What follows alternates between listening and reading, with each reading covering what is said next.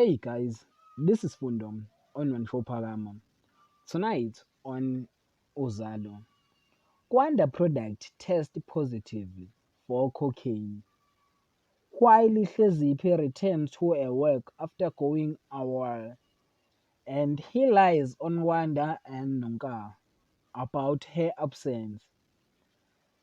And Wanda does not buy the story of Hlezipi that her small brother fall on the hole of a toilet on the hospital on the school.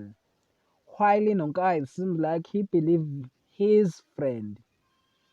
Lily comes to her and Harper on the place of Nonka and Wanda and tell Nonka that Hlezipi was on the police station and she does not know that she does not know why he's coming on the police station, and it seems like Wanda is scared and got surprised after Lily tell them that Hlezipi was on the on the police station.